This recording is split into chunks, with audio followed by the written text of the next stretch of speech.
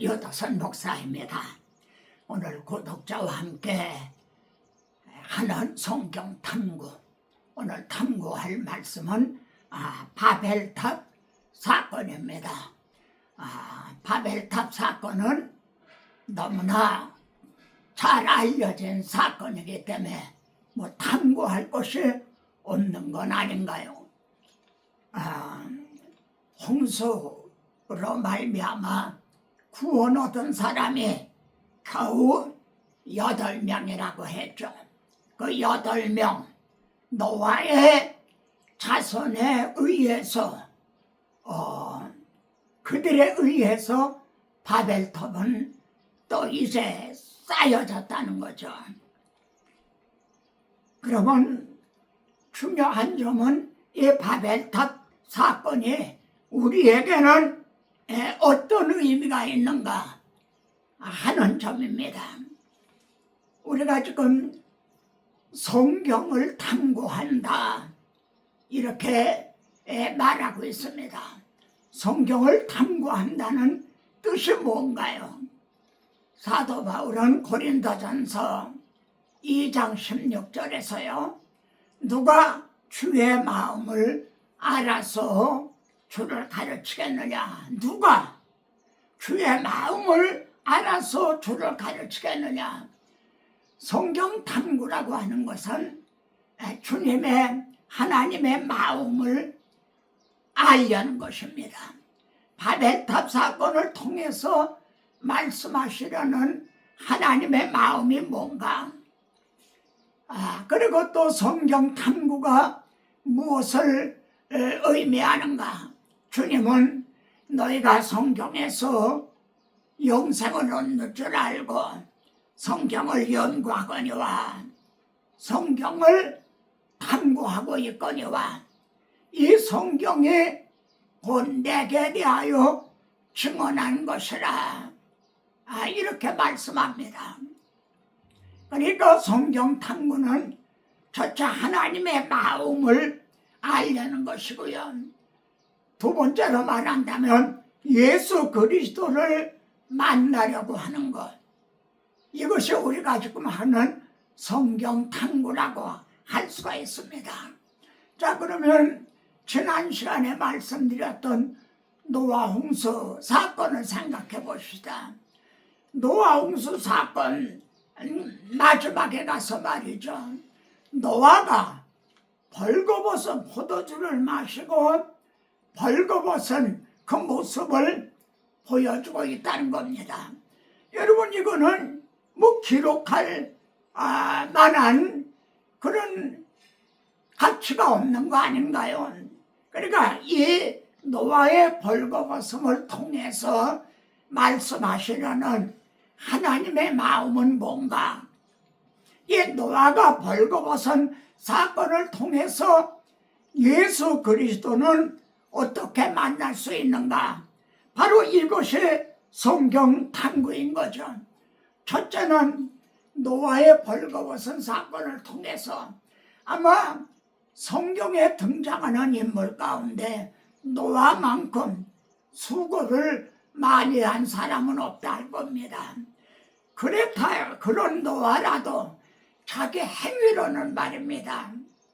인간의 자력으로는 구원 얻을 길이 없다는 아담 하와가 벌거벗은 것과 같은 우리는 다 하나님 앞에 벌거벗은 자라고 하는 것, 이것을 말씀하고 있는 거죠.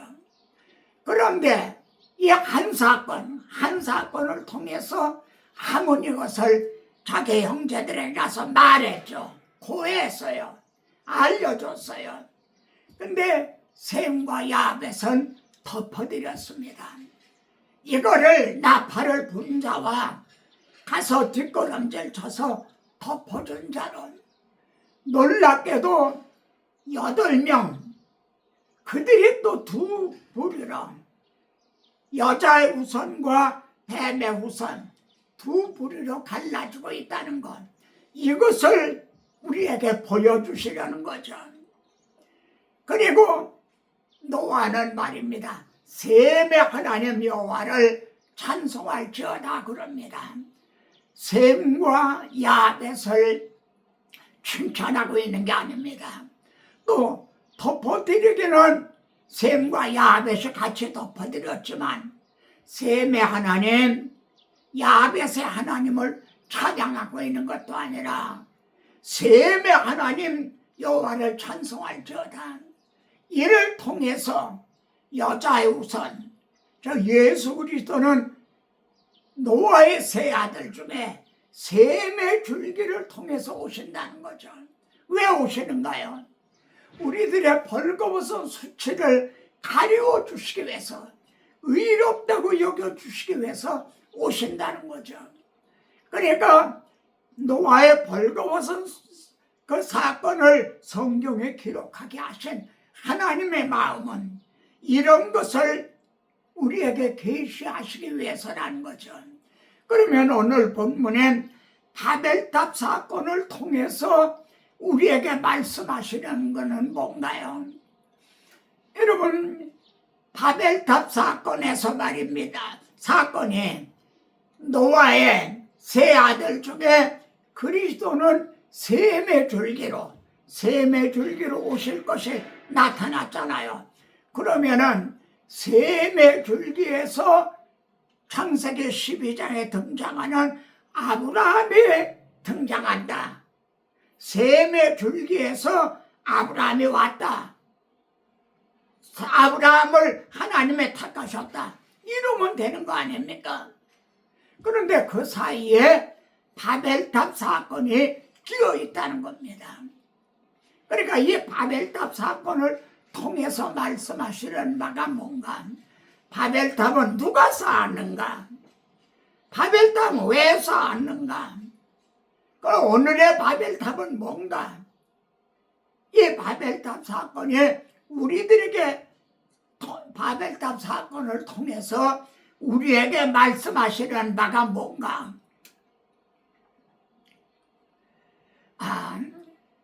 11장 4절에 보면 자, 우리가 성읍과 탑을 건설하여 이렇게 바벨탑을 쌓는 것이 등장하는 거죠. 그러면 첫째로요, 바벨탑은 누구들이 건설했는가? 여러분이 한번 말씀해 보시죠. 바벨탑은 누가 건설했는가? 노아의 세 아들, 방주에서 구원하던 8사람, 그 중에도 노아의 세 아들, 그들에 의해서 모든 인종이 번성했다고 그랬잖아요. 그러니까 방주에서 나온 노아의 세 아들이 쌓았다, 이렇게 말할 수가 있죠. 그런데 조금 더 좁혀서 말입니다. 노아의 세 아들 중에 누가 쌓았는가? 누가 더 주동자 역할을 했는가? 10장 6절부터 10절에 보면요, 함의 계보가 나와요. 함의 그 자손, 그리고 그의 나라는 신할 땅의 바벨이라, 이렇게 말씀합니다. 함의 나라는 말입니다. 신할 땅의 바벨이라. 이것이 무심한 말이겠습니까?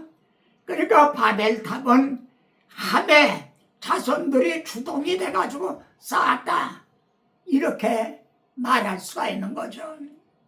그럼 두 번째로 그들이 바벨탑을 왜 쌓았는가? 네? 그들은 이렇게 말했습니다. 탑 꼭대기를 하늘에 닿게 하여, 탑 꼭대기를 하늘에 닿게 하여 하나님 보호자까지 닿게 하자. 어떤 뜻이 여기에 들어있습니까? 하나님을 대항을 하는 게 나오는 거죠. 하나님을 대항을 하는 하나님. 또 홍수를 놔두셔도 우리는 문제 없습니다. 탑 꼭대기가 하늘까지 다 있으니까 우리는 안전합니다. 이렇게 하나님을 대항한다는 그런 뜻이 있는 거죠. 이 점에 우리의 이름을 내고 이렇게 했습니다. 여러분, 세세줄기에서 비로소 여호와의 이름을 불렀더라. 앞에서 이렇게 말씀한 걸 우리가 봤습니다.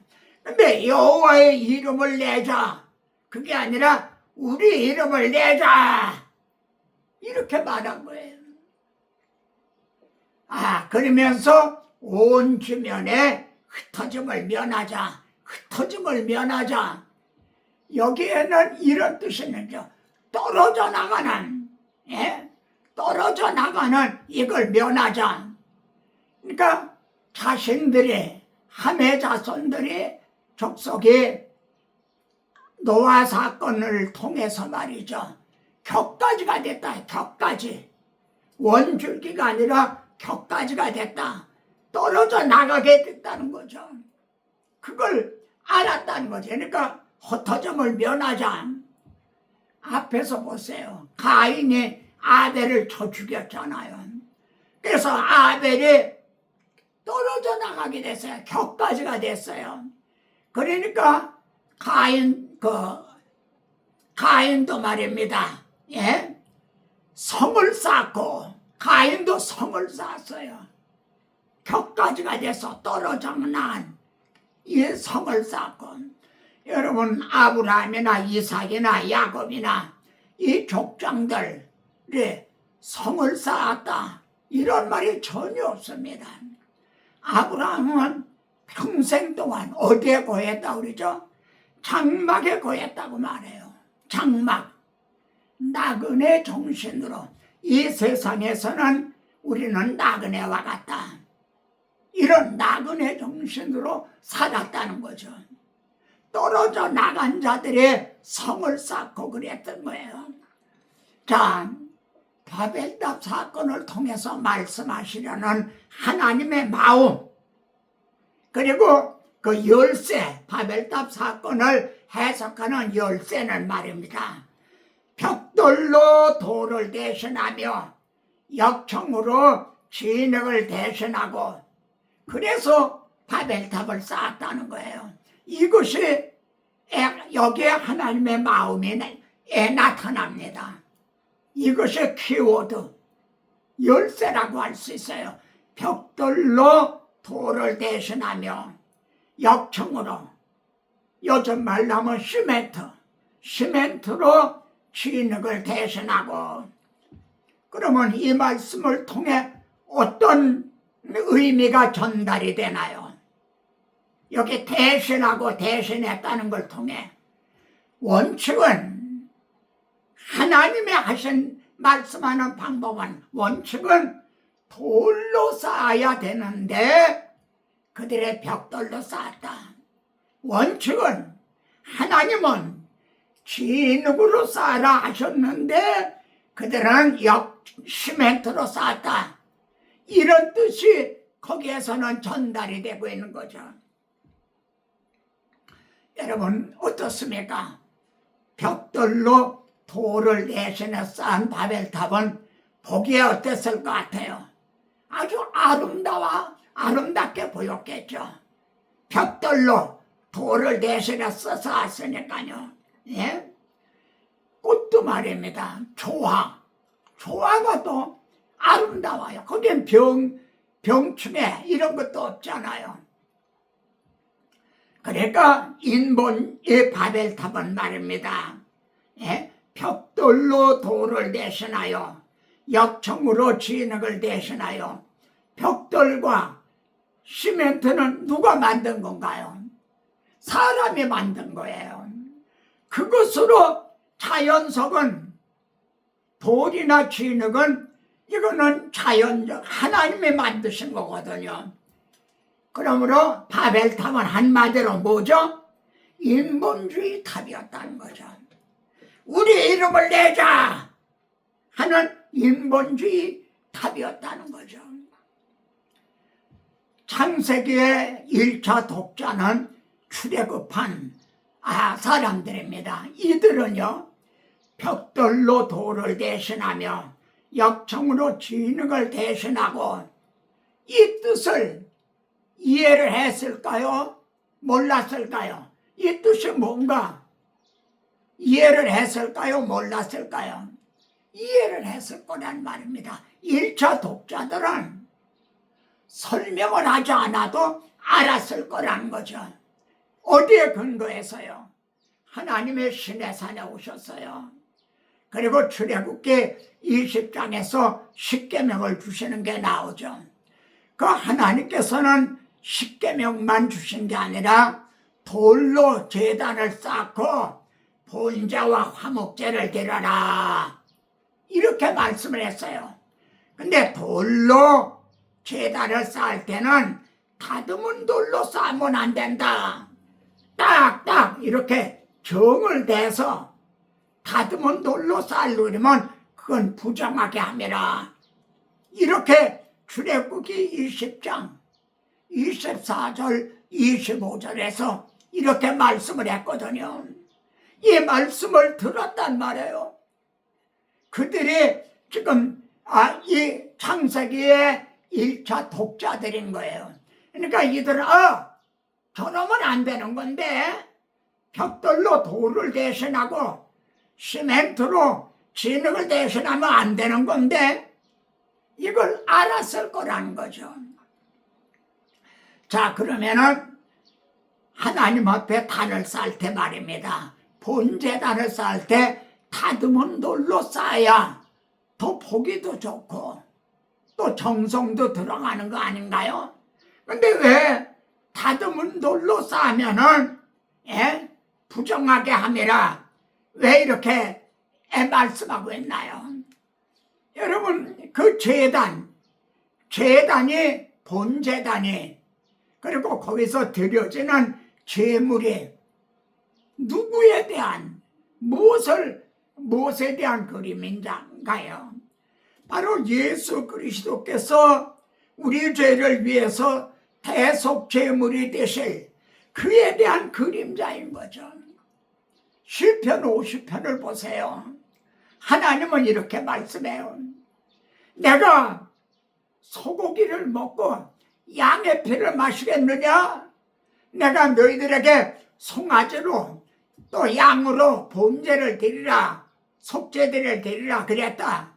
그런데 창조주 하나님이 이제 소고기를 먹고 양의 피를 마시겠느냐? 그게 누구의 무엇에 대한 그림자인 줄을 알지 못하느냐? 여러분, 이것을 아는 자라면은 벽돌로 돌을 대신해서 쌓았다. 그건 안 되는 거죠. 왜냐하면 우리의 구원은 전적으로 예수 그리스도께서 혼자서 단독적으로 단번에 완성하신 거죠.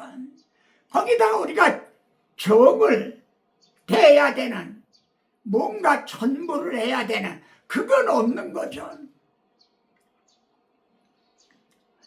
그래서 모세가 죽기 전에 신명기에서 유언을 합니다. 너희가 약속의 땅에 들어가거든 제단을 쌓고 번제를 드려라. 근데 거기에 새 연장을 대면 안 된다. 만일 너희가 다듬은 돌로 쌓으면은 그는 부정하게 함이라. 여러분, 얼마나 중요하면은 이거를 모세가 죽기 전에 이 세대들에게 유언을 하고 있는 거예요. 자, 그래서 여호수아가 가나안 약속의 땅에 들어갔죠. 근데 그리심산의 6지파, 에발산의 6지파가 있어서 그리심산에서는 축복을 말하고 에발산에서는 저주를 말했죠. 그런데 여호수아는 말입니다. 에발산에다가 번제단을 쌓고 그리고 번제를 드렸어요. 저주가 말해주는 에발산에 단을 쌓고 번제를 드렸다 이거예요. 그런데 단을 어떻게 쌓는가? 모세가 명령한 대로, 그리고 모세의 율법대로 기록된 대로 새 연장을 대지 아니한 다듬지 아니한 돌로 이제 제단을 쌓고 번제와 화목제를 드렸다는 거죠. 다시 한번요. 모세가 명령한 대로, 모세가 유언한 대로, 그리고 모세가 기록한 대로, 성경에 기록한 대로 새 연장을 대지 아니한, 다듬지 아니한 돌로 제단을 쌓고 번제와 화목제를 드렸다. 그러니까 말씀을, 복음을 보수한 셈인 거죠. 그러면 왜 번제단을 저주가 바래지는 에발산에다 쌓나? 여러분, 왜 에발산에다 쌓았을까요? 축복을 말하는 그리셈산에 쌓은 게 아니라 너희가 이 율법을 준행하지 않으면 저주를 받을지어다 한 왜 에발산에다 단을 쌓나요? 이 점을 복음이 밝히 드러난 신약 성경 갈라디아서에서는요, 그리스도께서, 하나님의 아들 그리스도께서 우리를 위하여 저주를 받은 바 되사 우리를 율법의 저주에서 이제 해방시켜 주셨다. 속량해 주셨다. 이 성경이 정말 이처럼 구속사적으로 보아야만 하나님의 마음을 알 수가 있고, 두 번째는 예수 그리스도를, 성도들이 예수 그리스도를 만나게 된다는 거죠. 그리고 예수 그리스도가 내가 문이다, 내가 길이다, 내가 해답이다, 천국 문을 열어주는 것이 된다는 거죠. 여러분, 근데 초대교회 때는 말입니다, 이제 모세의 법대로 할례를 받지 않으면 너희가 능히 구원을 얻지 못하리라. 말하자면 새 연장을 대야, 할례는 새 연장 아닙니까? 인간이 행하는 거거든요. 새 연장을 대야만, 다듬은 돌로 쌓아야만 구원을 얻는다고 이렇게 말하는 자들이 있었던 거죠. 하나님의 마음을 모른 거죠. 그래서 그들과 바울, 바나바가 심히 다퉜다. 그것 때문에 변론이를 다퉜다고 그랬어요. 그러면 자, 질문해 봅니다. 다툰 핵심이 뭔가요? 할례인가요? 구원인가요? 그 변론한 다툰 핵심이 할례 문제인가요? 구원 문제인가요? 어떤 것 같아요? 여러분, 표면적으로는 할례지만 그 핵심은 구원이에요. 그들은 뭐라고 말했어요? 할례를 받지 아니하면 구원을 얻지 못하리라, 이렇게 말한 거예요. 여러분, 바울은 할례나 무할례가 아무것도 아니에요. 할례를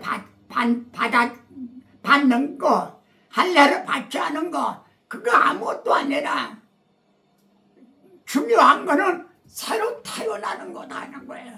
할례 받아야 구원 얻는 것도 아니고 받지 않아야 구원 얻는 것도 아니다 이거예요. 그럼 왜 다퉜는가?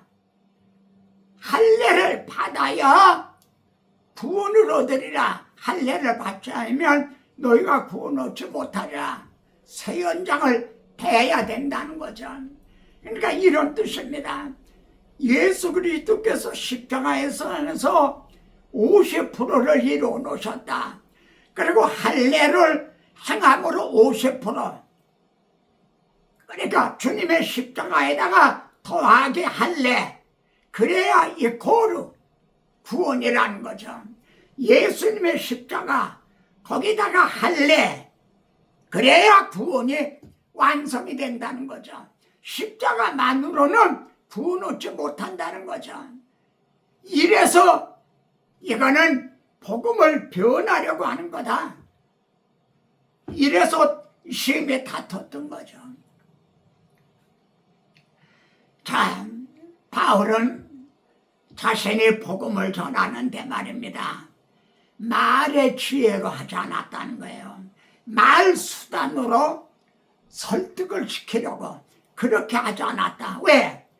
그러면은 그리스도의 십자가가 헛되게 된다는 거예요. 고린도서 1장 17절을 좀 찾아보세요. 그리스도의 십자가가 헛되지 않게 하려 함이라. 자기가 예화를 통해서 말을 잘해서 설득을 해서 예수 믿게 했다. 교회에 나오게 했다.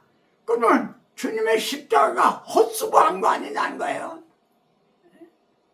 그래서 자신은 복음을 전하되 말의 지혜로 하지 않았다. 또 갈라디아서 2장 21절에서는요. 사람이 의롭게 되는 것이 또 사람이 거듭나는 것이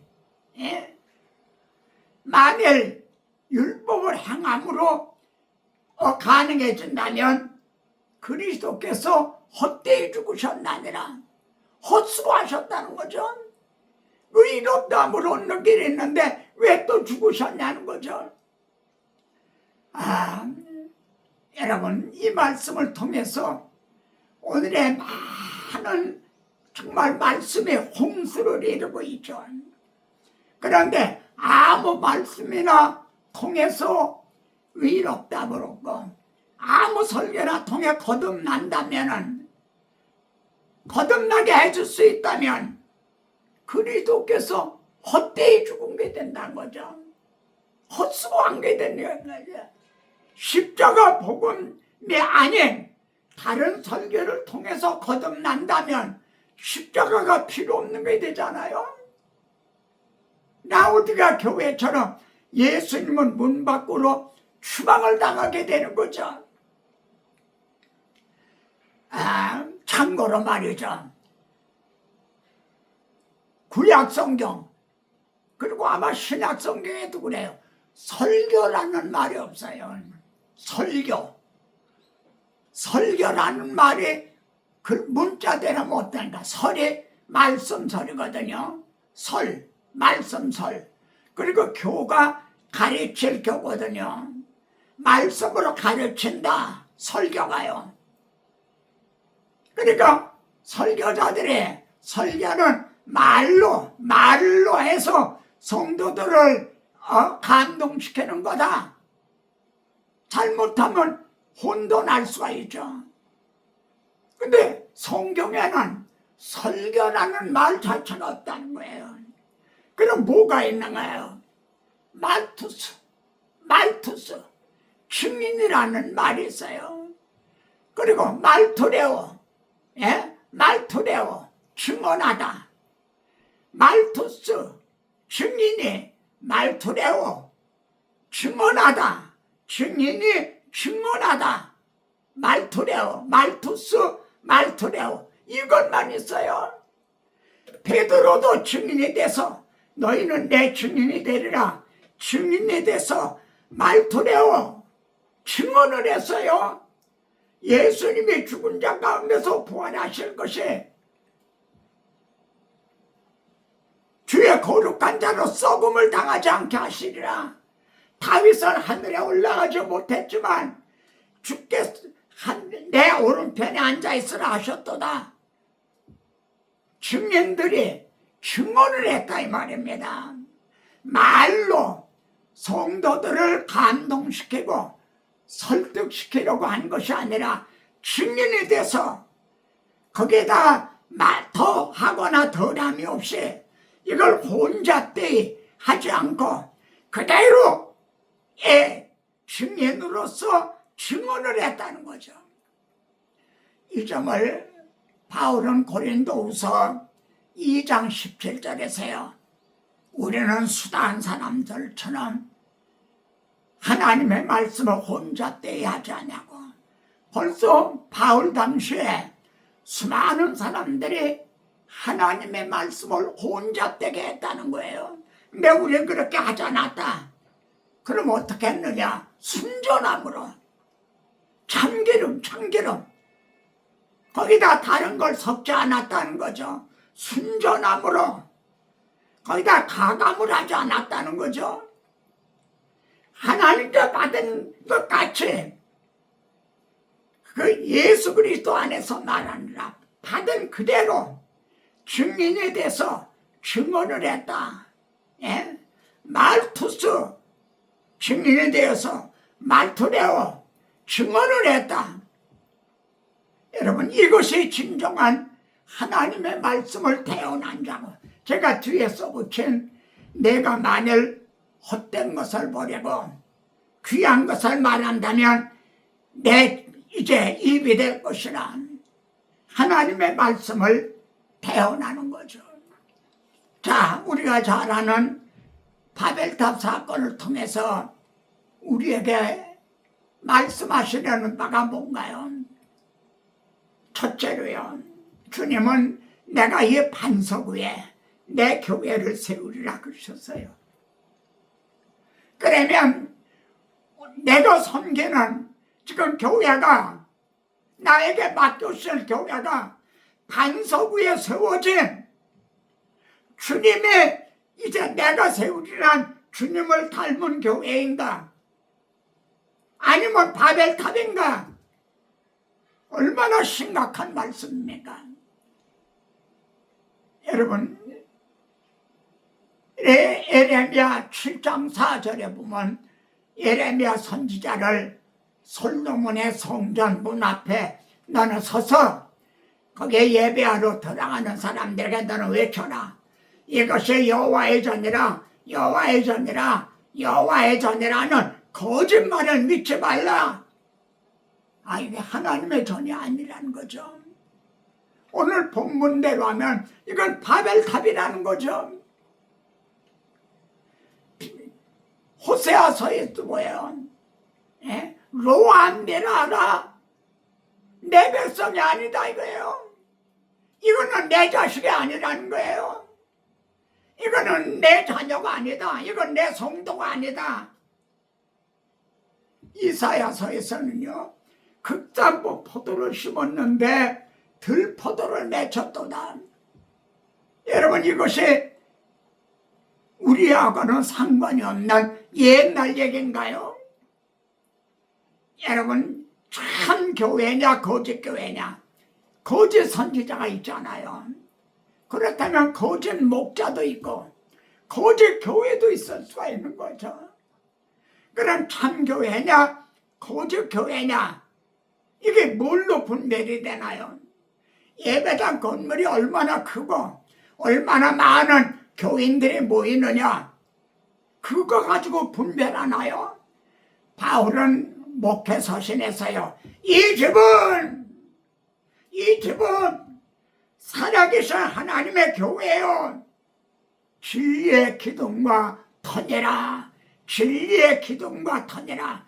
교회의 터가 진리여야 되고 교회 기둥이 진리여야 된다는 거죠. 강단에서 말씀이 바르게 선포되고 있느냐 아니냐, 여기에 참 교회와 거짓 교회가 갈라진다는 거죠. 바울은 이단이 침투한 골로새서 2장 8절에서 누가 철학과 헛된 속임수로 너희를 노래 사로잡을까 주의하라. 이는 사람의 전통, 세상의 초등학문을 따르며 그리스도를 따름이 아니다. 이건 그리스도를 따름이 아니다. 이건 기독교가 아니다. 이건 하나님의 말씀을 대언하는 하나님의 말씀이 아니다. 이 바벨탑 사건을 통해서 이런 심각한 고민이 우리에게 있어야 되겠다는 거죠. 오늘날은 복음 대신에 인문학으로요, 벽돌로 도로를 하시나며 시멘트로 진흙을 대신하듯이요, 복음 대신에 인문학으로, 또한 교회 프로그램으로 그렇게 한다면 보기에는 참 좋았을 거예요.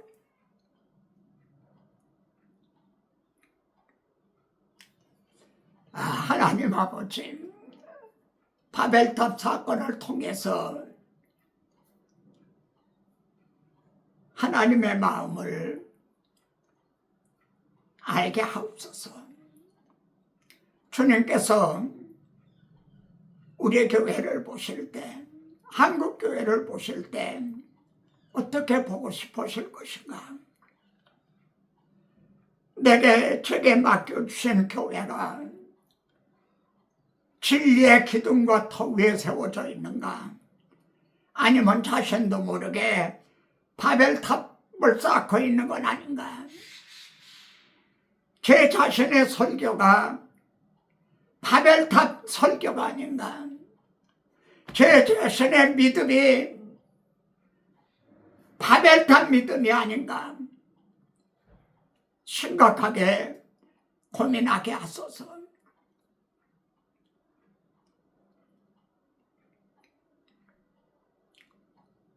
창세기 1장부터 11장까지는 온 세상을 대상으로 하시던 하나님이 12장에서는 한 사람, 아브라함 한 사람을 택하셔서 이 구원 계획을 이루어 나가시는 걸 봅니다. 이제도 하나님의 은혜로 택하심을 따라 남은 자가 있는 믿음의 조상 아브라함의 영적인 그러한 자손들이 있는 걸 믿습니다. 세상 풍조는 나날이 변하여도 나는 내 믿음 지키리니. 인생 살다가 죽음이 꿈 같으나 오직 내 꿈은 잠들이라. 아멘. 다음 시간에도 뵙겠습니다.